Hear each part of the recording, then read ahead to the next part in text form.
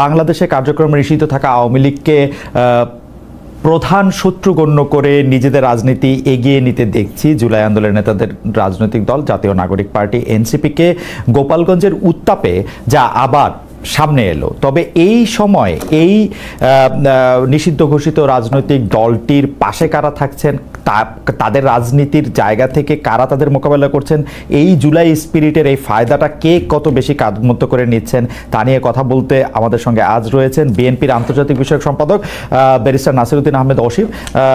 জনাব ব্যারিস্টার নাসিরউদ্দিন আহমেদ অসীম আমাদের সাথে যুক্ত হয়েছেন, আমাদেরকে সময় দিয়েছেন, সেজন্য আমাদের শুভেচ্ছা এবং কৃতজ্ঞতা জানাবেন। অসীম ভাই, আপনাকে স্বাগত জানাই। আমাদের সাথে আরও থাকছেন বাংলাদেশ জামায়াতে ইসলামী ঢাকা মহানগরী দক্ষিণের secretary general doctor Shafiqul Islam Masud. Doctor Shafiqul Islam Masud, আপনাকে আমাদের অনুষ্ঠানে স্বাগত জানাই। আপনি আমাদের সাথে যুক্ত হয়েছেন, সময় দিয়েছেন, সেই জন্য আমাদের শুভেচ্ছা ও কৃতজ্ঞতা জানবেন।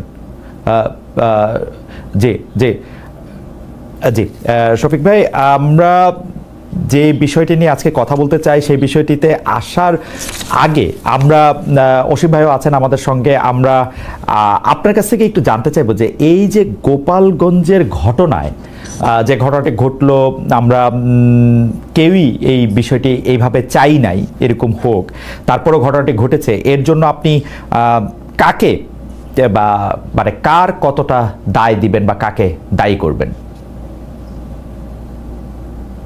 মানে এখানে তিনটা পক্ষ যদি আমরা শফিক ভাই দেখি, যে সরকার, এনসিপি এবং যদি আমি বলি যে নিষিদ্ধ ঘোষিত যে সংগঠন আওয়ামী লীগ বা গোপালগঞ্জের মানুষ, কাদের আপনি দায়ী করবেন জনাব শফিকুল ইসলাম মাসুদ?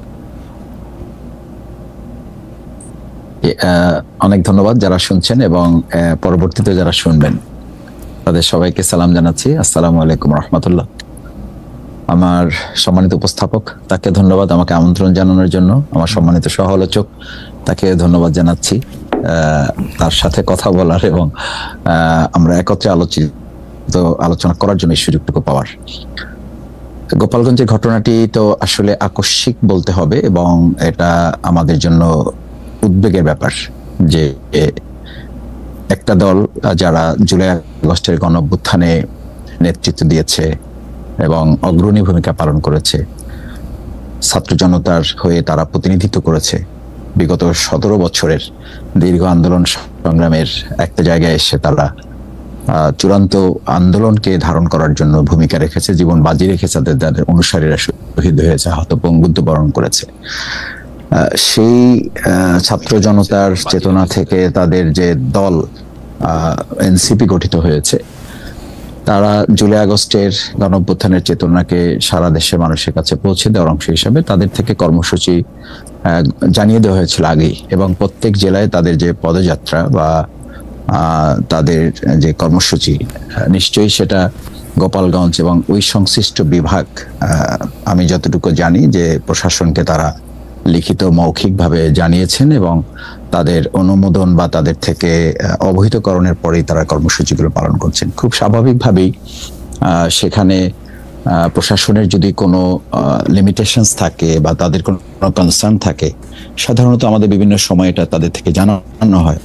আমি যতটুকু জানি বা আমার যতটুকু পত্রপত্রিকার মাধ্যমে সোশ্যাল মিডিয়ায় জানার সুযোগ হয়েছে, সেরকম কোনো উদ্বেগ, উৎকণ্ঠা বা তাদের কোনো নেগেটিভ মেসেজ তাদেরকে দেওয়া হয়নি বা তাদেরকে সতর্ক করা হয়নি বা তাদেরকে না করা হয়নি। তাহলে সেখানে তো প্রশাসনেরই পুরো দায়িত্বটা থাকার কথা যে এই প্রোগ্রামটি সুন্দর করার জন্য, এই প্রোগ্রামটি শান্তিপূর্ণ করার জন্য, সফল করার জন্য নাগরিক হিসাবে বা একটা দল হিসাবে দেশের সাংবিধানিক অধিকার হচ্ছে তাদেরকে নিরাপত্তা দেওয়া। আমার মনে হয় প্রথম আমরা এটা বলতেই পারি যে প্রশাসন সেই ক্ষেত্রে ব্যর্থ হয়েছে। দ্বিতীয় হচ্ছে গোপালগঞ্জবাসী বলা যাবে না, গোপালগঞ্জের মধ্যে নানান মত পথ এবং ধর্মের মানুষ আছে, চিন্তার মানুষ আছে। সেখানে কতিপয় ফেসিবাদের দোসর যারা, ফেসিবাদের অংশ যারা, আওয়ামী, ছাত্রলীগ, যুবলীগ, যারা নিষিদ্ধ সংগঠন এখন রাষ্ট্রের থেকে, আমরা দেখেছি মিডিয়ার কল্যাণে যে তারা প্রকাশ্যে দিনের বেলায় একেবারে ভর দুপুরে ককটেল বিস্ফোরণ ঘটিয়েছে, আগ্নেয়াস্ত্র ব্যবহার করেছে এবং চেয়ার টেবিল ভাঙচুর করেছে। এনসিপির যারা কেন্দ্রীয় নেতা তাদেরকে তারা ধাওয়া দিয়েছে, আহত করার চেষ্টা করেছে এবং কেউ কেউ আহত হয়েছে। সেই জায়গায় আবার বোধ হয় যে গোপালগঞ্জবাসী বলা যাবে না, বরং সেখানকার আওয়ামী লীগের দোসর, এবং আমরা যতটুকু জেনেছি এটি সত্য বা মিথ্যা এটি এখনো প্রমাণ করা যায়নি, সেটি সরকার দেখবে। আমরাও খোঁজ খবর নিচ্ছি যে বাংলাদেশে বিভিন্ন জায়গা থেকে অনেকেই সেখানে নিরাপদ মনে করে বা সেই জায়গাটিকে তাদের একটা পকেট মনে করে, তারা সেখানে আশ্রয় নিয়েছে বা সেখানে তাদের অস্ত্র বা যে সমস্ত বিষয়গুলো তাদের ছিল ওটাকে তারা একটা নিরাপদ জোন মনে করে, সেখানে তাদের কেউ কেউ আশ্রয় নিয়েছেন এবং তারাও সেদিন সেখানে অংশগ্রহণ করেছেন। সেই জায়গাটা আমি মনে করি যে এনসিপি বা যারা জুলাই যোদ্ধা হিসাবে ভূমিকা রেখেছে তারা তাদের প্রোগ্রামটি করার ক্ষেত্রে সতর্কতা অবলম্বন করেছে, কিন্তু এতদ সত্ত্বেও গোপালগঞ্জবাসী আমার মনে হয় তো নিশ্চয়ই তাদের সাথে ছিল, প্রোগ্রামে অংশগ্রহণ ছিল। প্রশাসনের পক্ষ থেকে যে নিরাপত্তাটা নিশ্চিত করতে পারতো সেই জায়গাটা না হওয়ার কারণে একটা পর্যায়ে গিয়ে আসলে অস্ত্রের মুখে তো সাধারণ কোনো নাগরিক বা বিশেষ করে কোনো দল যারা সাংবিধানিক জায়গার মধ্যে থাকে, নিয়ম নীতির মধ্যে থাকে, তারা তো অস্ত্রের মোকাবেলা করতে পারে না। সেই জায়গাটা প্রোগ্রামটা তখন সফল হয় নাই এবং তারা বেরিয়ে আসাটা নিরাপদ হয় নাই। মাসুদ ভাই, আমি 2-3টা বিষয় একটু আপনার কাছে জানতে চাই যে আপনি প্রশ্ন ব্যর্থ হয়েছে সেটা আপনি বলছেন, তা আমাদের প্রশ্ন হচ্ছে আপনি যদি একটু দ্রুত একটু বলতেন যে প্রশ্নের এই ব্যর্থতা কি ইচ্ছাকৃত নাকি তাদের সামর্থ্যের অভাব? ইচ্ছাকৃত কেন কেউ কেউ বলতেছেন সেইটার প্রসঙ্গে আমরা পরে আসতেছি, আপনার কাছে কোনটা মনে হয় সেটা যদি আপনি একটু বলতেন, যে প্রশ্ন কি পারেই না নাকি সে মানে ইচ্ছা করে এরকম একটা ঘটনা ঘটুক এটাই তারা চাইছে? আমি এটা মনে করি না যে প্রশাসন পারবে না, কারণ প্রশাসনে তো ফুল সেটআপ আছে। ব্যাপারটা তো এরকম না যে এখানে এসপি নাই, ডিসি নাই, তাদের যে সাংবিধানিকভাবে তাদের যে অধিকার প্রয়োগ করার সেই প্রয়োগ করার ক্ষেত্রে তাদেরকে খর্ব করা হয়েছে সেটা নাই। ব্যাপারটা তো এরকম না, সবকিছু তো তাদের আছে। যদি নাও থাকে সেই ব্যাপারে, যদি তাদের কোনো অসহায়ত্ব থাকে বা তাদের কোনো লিমিটেশনস থাকে, তাহলে তো তারা উচ্চ পর্যায়ে আলোচনা করবে, স্বরাষ্ট্রমন্ত্রীকে জানাবে অথবা রাষ্ট্রকে তারা অবহিত করবেন। সুতরাং তাদের, আমার তো মনে হয় না তাদের কোনো সীমাবদ্ধতা। আপনি মনে করতেছেন না যে তাদের সামর্থ্যের অভাব বা তাদের কোনো সীমাবদ্ধতা রয়েছে? তাহলে একটা বিষয় তারা যে তারা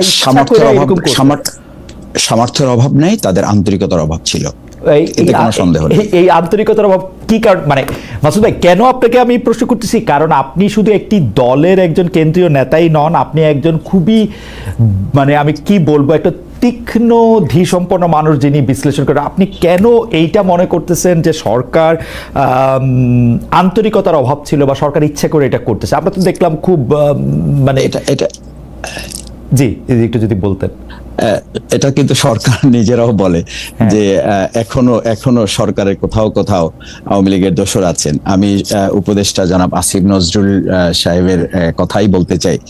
বলেছেন যে এই এখনকার অনেক পুলিশ, তারা তো বিগত 15 বছরে আওয়ামী লীগের নিয়োগকৃত পুলিশ, সুতরাং তারা তো সব কথা আমাদের শুনছে না, এরকম ব্যাপার আছে। এ কথা, এই উদ্বেগের কথা তো তারা জানিয়েছেন। সুতরাং আন্তরিকতার অভাব থাকবে, এটা একটু স্বাভাবিক না? কিন্তু মাসুদ ভাই, একটু করে বিশ্লেষণ করি। ধরেন সরকারের কোথাও কোথাও আওয়ামী দোসররা আছে, তা যদি উপদেষ্টাদের মধ্যে না থাকে, ধরেন উপদেষ্টারা না, বসরা না, ডক্টর ইউনূস না, ধরেন মাঠ পর্যায়ে, তো মাঠ পর্যায়ে যদি থাকে, যদি সেই এসপি, দায়িত্বপ্রাপ্ত এসপি সেটা কন্ট্রোল করতে না পারে, যদি পুলিশ ফোর্স না পারে, তাহলে তো আমরা একটা জানবো যে এটা হায়ারার্কি বা স্বরাষ্ট্র উপদেষ্টা তো তাদের জিজ্ঞেস করবে। তো সেটা তো আমরা করতে দেখি নাই। আমরা দেখছি যে ওইখানে 4টা মানুষ মারা গেছে।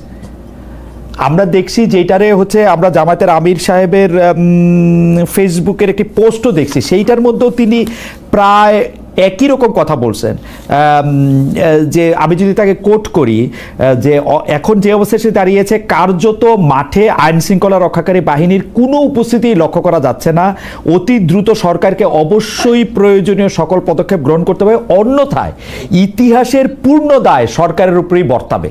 আমি তো মানে এর অন্যথায় হওয়ার সুযোগ দেখতেছি না যে সরকারের উপর, মানে আপনি খুবই ভদ্রভাবে বললেন কিন্তু তারপরও দায়টা কিন্তু আলটিমেটলি গিয়ে সরকারের উপরেই বর্তায়। এবং এটা যদি সামর্থ্যের অভাব না হয়, যদি আন্তরিকতার অভাব হয়, সেটা কেন মানে দোসর বইলে আমরা কতদিন পার পাবো? কারণ দোসর হইলে তো যিনি পুলিশ ওখানে কাজ করতেছেন তিনি থাকবেন।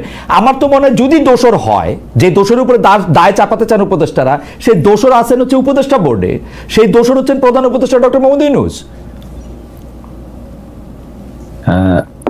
আপনি যথার্থই বলেছেন।